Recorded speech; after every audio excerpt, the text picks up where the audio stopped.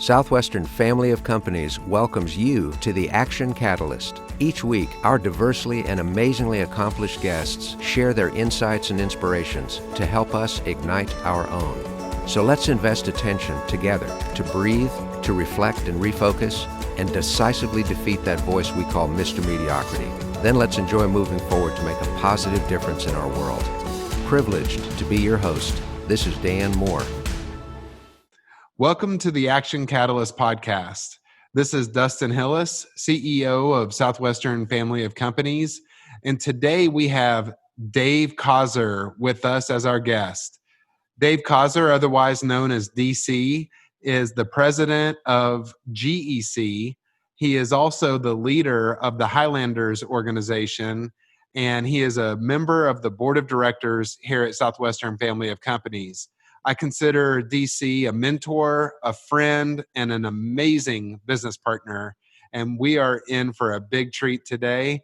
So welcome to the show, Dave. We're so glad to have you here. Dustin, thank you so much. We're both in our home offices today. You showed us early on that you can develop a war room, which I've watched you work from and do such a terrific job leading us over the past few months. Mine's pretty similar to yours. No negative thoughts allowed in this room. It's only a problem-solving room. I have my security right here. Bear, he keeps all negative thoughts out of the room. Oh, So, we are good to go.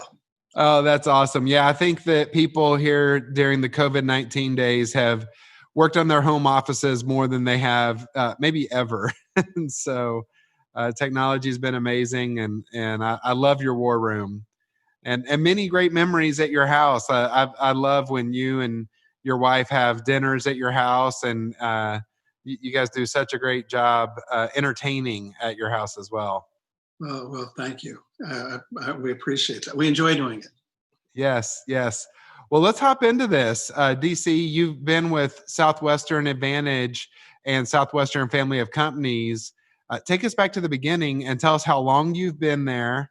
And I would love to hear the story of how you actually found Southwestern and to take us to the very beginning. So how long have you been with Southwestern now, DC? Well, Dustin, I'm very, very blessed in that this is my 50th year to be part of the company. And I've enjoyed every single day and every single week. It's just been fantastic. I know the listeners are thinking, did he start when he was 5 years old? And so, Actually, when I was four.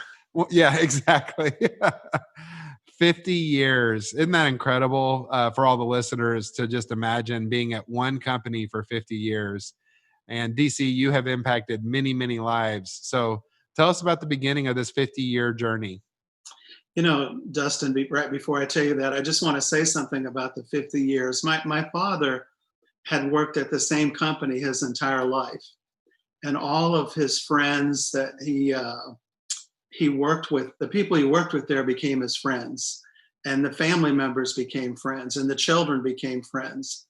And when I was graduating from university in the 70s, it was a time where people seemed to just jump from one job to the next, and who could do this job and who could do that job. And it didn't really seem to serve them that well that they would get started here and there was something they didn't like about it.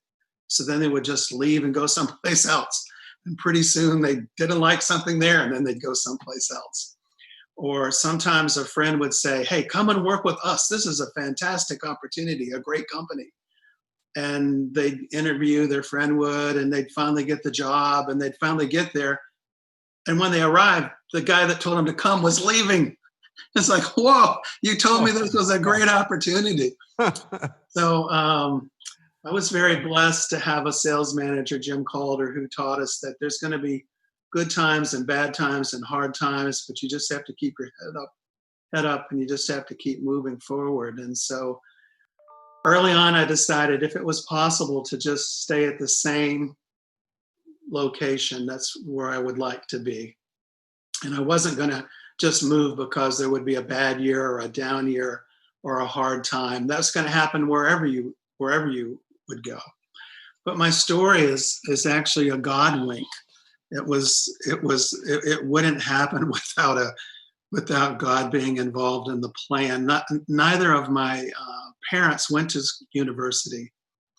We grew up in a very poor rural part of Pennsylvania. And the one thing they knew for sure, though, is that their oldest son was going to go to university. That was made very clear to me. And they worked hard and saved up money and helped make sure that I could go. And I was adamant that I was going to go to a different university where all my friends were going to, like Penn State. And they said no. They wanted me to go to this small college that was near our town, a Christian college. And I definitely did not want to go there. And it was the biggest knockdown, drag out I have ever had with my parents. And so we finally compromised. I could go for 1 year, and if I didn't like it, I could leave. And thank God that happened to me, Dustin, because if I hadn't gone to that small Christian liberal arts school, I never would have learned about Southwestern. I never would have met Steve Babbitt. And an interesting part of the story is when I was younger, I was in our small church in Pennsylvania. And there was a gentleman that spoke one day about how the world needed Christian businessmen. And I thought, you know what? I think God would like me to do that. That would be something I would like to do. But the chances of anyone from my small community in Pennsylvania ever becoming a business person were like -10. It just wouldn't have happened, just was not going to happen. So I went to Houghton College, and I met a young gentleman there named Stephen Babbitt, who was my student manager and my mentor for the next 4 or 5 years. And he took me out on the book field, and I don't think that anyone expected that I would sell very many books or that I would be a top recruiter or team builder, but I knew deep down inside this was my opportunity and this was my chance. And so that's how I got started. And I built some teams as I was going through university, and I was bound and determined that I was going to stay. Yeah, you did. Well, not only did you stay, but you thrived. And you were one of 2 people in our 160 plus year history that has ever built a 1,000 plus person organization.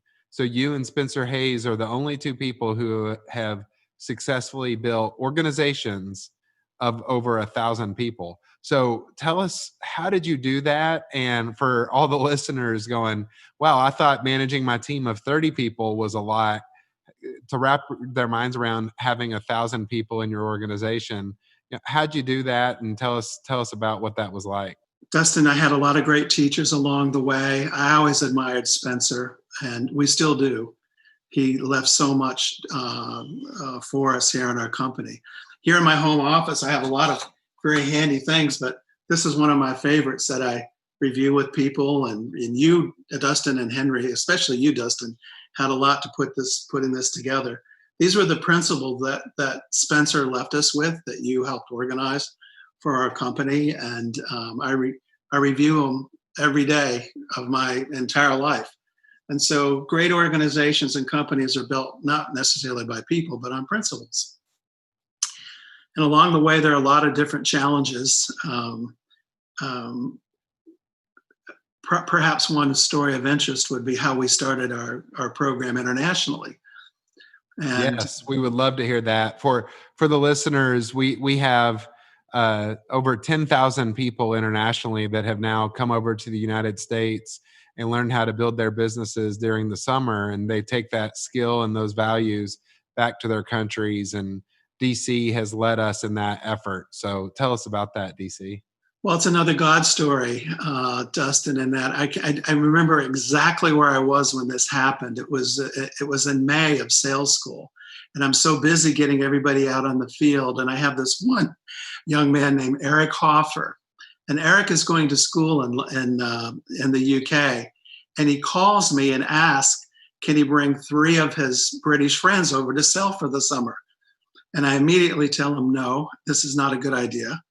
And I'm really busy. Sales school's going on. I'll see you when you get here. So he calls back the next day and asks, can he bring them again? And I said, Eric, I mean, how do you know these guys? And he goes, I play rugby with them. I go, Eric, no. This is the time of, this was, I guess, in the 80s when we have to pay for university ourselves. And most of the kids I work with are at private schools. They're very expensive and they need to earn money for the summer. And I'm not going to have 3 British guys that play rugby over here destroying the organization for the summer. So as I mentioned, it's a God story because Eric was persistent enough to call a third day. And this is the phone call I remember because I was standing at my desk. I was so busy. And I just said, okay, Eric, just bring them. And Eric brought those 3 guys. And they had a wonderful summer. The next day the next year, they sent 31 of their friends. And then the next year there were 87. And now, as you mentioned, there's been over 10,000 of them that have come from 57 different countries all around the world. And without Eric making that phone call, and there were other people along the way, other ways that I ran into and recruited a few people to help build that organization. But in redefining possible and finding a way, in this story was really finding the right people. There were so many people that were so negative about anybody coming to sell from these other countries. It was so expensive to get them here for flights, their visas. They didn't speak the language. Sometimes they didn't understand our language. It was real expensive to go and recruit them and even to call them on the phone back then. It was like real expensive just to make phone calls. And so there were many directors in the company and people that thought like, this is a waste of money and a waste of time, and we don't want to do this. But in my heart, when I would see these kids come, I knew they were the most talented people in their country. And at Southwestern, as you know, we're a builder of people. And I knew they had to be talented to get on an airplane and get a visa and go to a different country and a different continent and a different culture, and to knock on doors and sell yourself door to door. I mean, redefining possible. I mean, that's a challenging thing for these young people to do. So I knew there was great potential there. And so Jerry Heffel sent me to a World Direct Sales conference, and I met some people there. And I watched a presentation by a gentleman from the CEO of Tupperware. And he said, after the United States, which country do you think we do the most business in of all over the world? Take a couple guesses. I would say the UK or France. You know what? I guess China, I guess India, I guess the UK, I guess Canada. That'd be a good candidate. I guess Brazil. And it was Germany. Ah. And after everybody left, probably 300 people in the room, I went up and approached the gentleman. I said, "Can you help explain that to me? I don't quite understand. Why was that? What was that about? Why Germany?" And he said, "Dave, it really wasn't the country. It was finding the right 2 people." Mm. And so we found the right 2 people in Germany, and they built the company. Mm-hmm. So we found Chris Adams and Robin Mukherjee, Lars Tavis, Duncan Battleshell, Colin McClung, a few of the really right people. And they helped build that organization. So eventually there were 500 students in the US and 500 in other countries around the world. And that's how it all ended up being 1,000 people in the organization. So I've always felt like part of that redefining possible or finding possible is finding the right people. Wow. Well, that is just incredible, DC. And you are such a example to us all on how you build people and those people build great companies. And you're one of the best people builder that I've ever met. And you've also now pivoted and you're also really insightful about when there's a cluster opportunity where you have one business that has another need and filling the need of the business through creating a different business. So as most of our listeners know, Southwestern Family of Companies has 25 globally diverse businesses. And one of those 25 businesses is a business that you're the president of called GEC. So tell us about how that was a cluster business model concept where it was fulfilling an ecosystem that our Southwestern Advantage, the education business, needed to have a need filled. And tell us about that journey and what GEC is all about. It was, again, redefining possible. We found ourselves in an impossible situation, and that we had now 300 or 400 students that would be coming from Europe to sell with us, but they never would come on time. They would always show up late. They couldn't get visas. This is a very not known story, but one year we had 257 kids in sales school, and we had 11 organizational leaders that would take these people to the field, and they did not have visas in their passports. So when sales school ended, all those 257 people minus 11 organizational leaders, they all went to the field to sell books, and those 11 organizational leaders sat in the Mort Utley conference room, being not allowed to go with them to the field. I mean, redefining possible. That was a very, very scary time. We solved that problem. We had one of them gather up their passports, flew to London overnight, went into the embassy the next day, got the proper thing stamped in their passports, and flew back the next day, taking a big chance, not even knowing if we could ever get their passports back. But at that time, it became apparent that we needed to solve this problem, and we needed a visa agency of our own. So in the summer of 2004, we went to Washington, D.C. and met with the State Department, explained our needs, explained our problem, and Global Educational Concepts, a designated sponsor of the J visa program for the United States government, culture exchange programs, was started. So the first 3 years that GEC was in existence, we only brought Southwestern students because that's what we were there for. And if we made any mistakes with these visas, as had been made in our case over and over and over again by other sponsors, we didn't want it to affect anyone else's business. And after 3 years of doing that successfully, we started bringing students for other businesses, for the Gaylord Opryland operations and other Marriott properties and other companies in the United States. And so now we have a designation of work and travel students. That will be around 2,500 students that can come. We have interns and trainees that come. We have a new summer camp counselor program where we're going to bring people to work in summer camps. We have a high school program.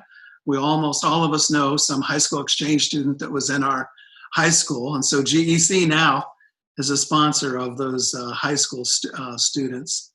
And soon we'll have a teacher designation to be able to bring teachers, which are very needed in the country right now. So it has expanded, and it's a great mission. It's a mission that combines Southwestern's vision of building character in young people around the world and helps get our values to other countries around the world.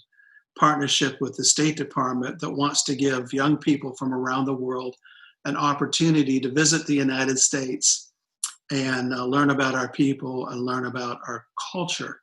So it's a huge public diplomacy program. A little known fact is 1 out of every 3 world leaders, heads of states of different countries in the world, have been to the United States on an exchange program. So it's a tremendous, important way of helping get American values spread throughout the world. And so that's another part of the mission of the Southwestern Cooperative Families, to be able to move our principles forward throughout the world. So it's a very, very exciting time. Oh, that's great. Well, and DC, I love that you remind us often about your favorite line that's in the Southwestern Declaration, which says, we do not build walls, but we build bridges. Right. And you are such a bridge builder, and GEC's mission really does fulfill a huge need in society and the world right now, where there's so much division, there's so much people pointing fingers and blaming others, and you bring the world together in such a meaningful way. And it's so fun meeting people from every different country, where, if you watch the news, they would tell you that there's all these crazy things that are different with them, but then when you meet them, you get to know them, and you realize they're people, and they're just like you and me, and they have goals, they have dreams, and that if we all come together and work together, we truly can make the world a better place. And you truly are focused on that. Well, as you know, Dustin, and have experienced, we've had ambassadors from other countries around the world come to Nashville to visit us and thank us for the work that we're doing with the young people that have been here and are now going back to their home countries.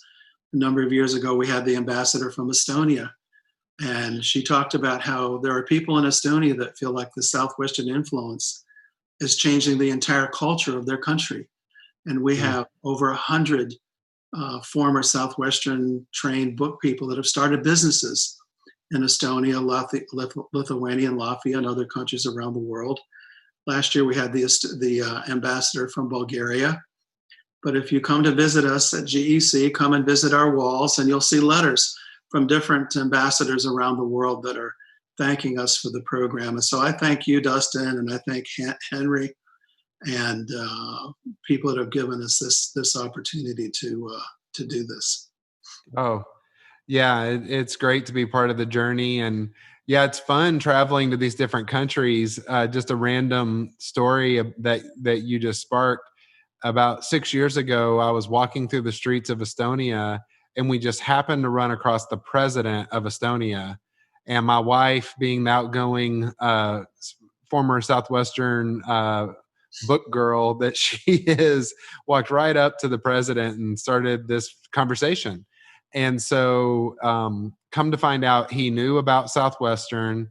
And when he heard we were here to train our Southwestern people how to be better at selling and running their business and being entrepreneurs, he said, "Thank you. Estonian people do not naturally know how to sell. And what you guys are doing with Estonia is making a huge difference." And that came from the president. So just, it's interesting hearing feedback like that. It surely does, Dustin. And we just assume that all the other countries in the world know about entrepreneurship, free enterprise, sales, and they don't. It's shocking. They have no idea about how a person could develop and run their own business. So it's a very, very exciting time in our company. Yeah, you have a couple of people from Bulgaria. You have a lot of people from Bulgaria that you personally manage. Your organization now is the Highlander organization, and you have students and young people from Bulgaria, the Czech Republic, Kazakhstan, and a variety of other countries in between. And I love the story of the top producer that you work with, who I think he made over $200,000 in last summer. And tell us about that. How much money did Emil make, and what is the average income in Bulgaria, and what kind of impact will that make for his family and the whole country? Well, also some of these young people have taken their money home and done some amazing things with it. Right now, this year, the ambassador from Ambassador Stoichin asked, could the students help put together some money to help buy a tractor for a farm, Wow. farm in Bulgaria, because they need that. And so the students are working to do that. But his name is Emil, and the last 2 years, he's been the number one salesperson in our company. He has made a very exciting amount of money, counting his dealer discount and all those things. It approaches $200,000 for the summer. But he in this summer of finding a way, this will be an interesting thing, Dustin, because of the flights were canceled and visas were held up. Not very many of the Europeans got to come this year. In fact, we only have 19 that are here in the United States, unfortunately. Well, in the Highlanders, we have 9 that are here and 10 that are in the UK. I was looking back at things, and I noticed that year we had 1,000 students participating. We had 3 that sold over 10,000 units that summer, which is a really high goal that people try to get to. And it appears this year, of the 19 students we have, there are at least 6 of them that have a chance to have a 10,000 unit summer. Wow. So even though there's less than 20, there are 3 that will do it for sure, 2 more that are saying they want to do it. So we'll see. One's already there, Emil, who we're talking about. So this will be the 3rd year in a row. He's been the #1 salesperson in our company. And there was a young man that sold books a number of years ago named Dustin Hillis that just worked his tail off and set a new record for our company of the most units ever sold in the summer. It's never been done since. No one thought it was possible, but Emil is trying to redefine possible this summer. He's trying to get that record. I hope he does. I would gladly hand the record over to him. He would be a worthy record holder, crown holder. So, well, as I watched him do it, Dustin, and you know, I called you about this a couple of weeks ago, and I commended you because I just realized how much effort it takes to sell 20,000 units of product during a summer. It's just mentally, emotionally, and physically. It's just effort after effort. It is, you know, I sleep real well at night knowing you're at the helm, the CEO of our company, Dustin, because when you can do that, and I'm saying you do that pretty much all by yourself. I mean, you have some other people around you maybe, but that takes a huge amount of effort. And I hope that Emil does break the record, and I hope someone will break it after that. Redefining possible and I think and Dan could help us with this, but this is going to be one of the highest number of years we've had of people selling over 10,000 units. Wow. A long time for our whole company. So in the middle of COVID-19 pandemic, you know, that's just so inspiring. Who would have thought it was possible? Yeah. Well, so tell us, you have read Redefining Possible, at the early copy of it, and you know it's coming out. So when you think about redefining possible, and you think about your life and your business, you know, what comes to your mind about some of the biggest pivot moments where you've had to overcome the odds and redefine what's possible for you? Wow, Dustin. You know, that book is so impactful. If you think about it, it's almost done weekly. I mean, there have been so many challenges along the way. Just the opportunity to bring people from a different country to the United States and to participate in our program is something that had to be done in a different way. Not too many people know this, Dustin. You may recall, we also had a winter sales program where people came from South Africa, from Brazil and Peru, and I think that we'll get that going again. We had to put that on pause for a bit. But along the way, we thought, okay, could we actually sell books in the United Kingdom? And so at a pivot, a switch, we decided to recruit kids to actually sell there and to see if that was possible. Everyone, of course, said it was not. You know, you cannot sell anything door to door. And to be honest with you, at the very first Sunday meeting held at the Hyatt Hotel in Birmingham, England, at the end of their first week, we had 57 salespeople in the room. A normal summer, they would sell at least 570 customers, you know, about 10 apiece, getting started. Those 57 kids had sold 17 customers for the week. Wow. So it was time to redefine some possible things, like right now, today, or this whole thing's going to be gone. So we had to change our approach a bit. We had to change our strategy. We had to change our vocabulary. Jack Ferris, who was former head of the NFI, National Federation of Independent Businessmen, was a great mentor of mine. And Jack used to always say to me, compared to what? I would lay out the plan and define how it's supposed to work. And he would look at the whole thing and say, compared to what? And I said, what else? What do you mean? He'd say, well, what else is out there? I go, well, I don't know what else. What are you talking about? And he helped change my thinking of, well, what else is possible? What are the things that you haven't even thought that are possible?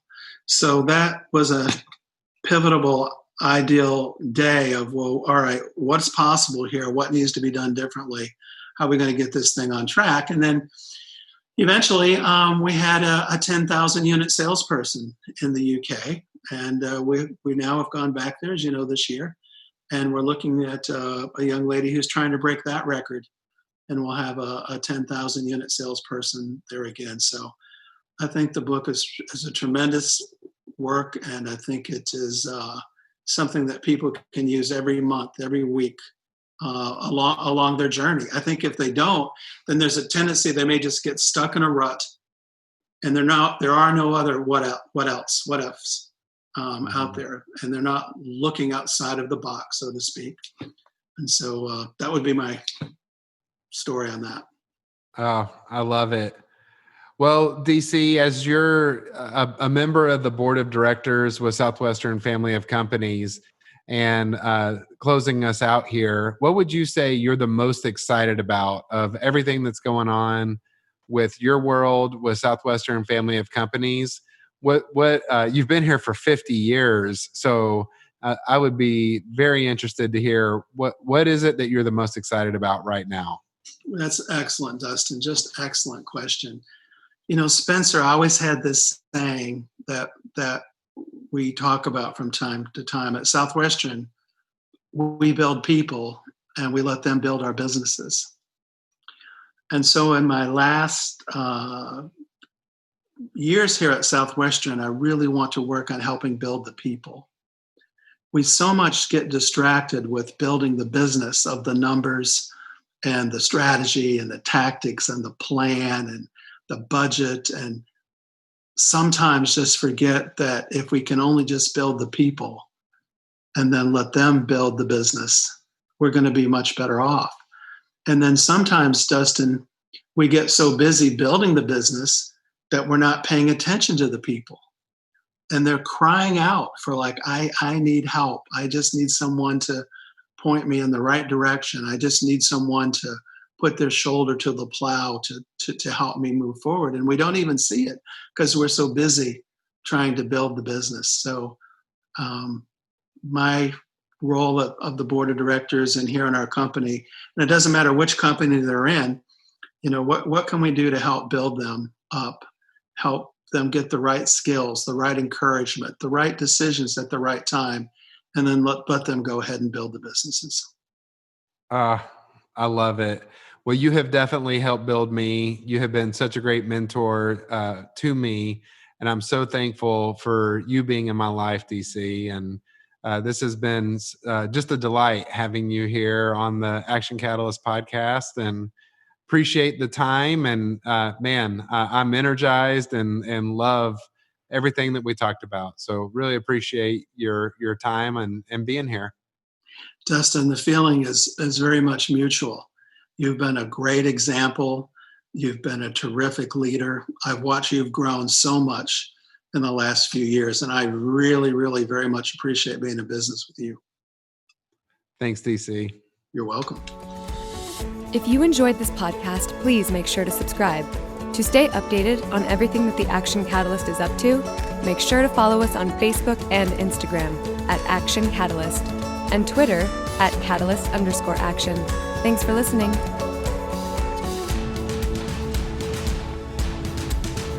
This episode is sponsored by Global Educational Concepts.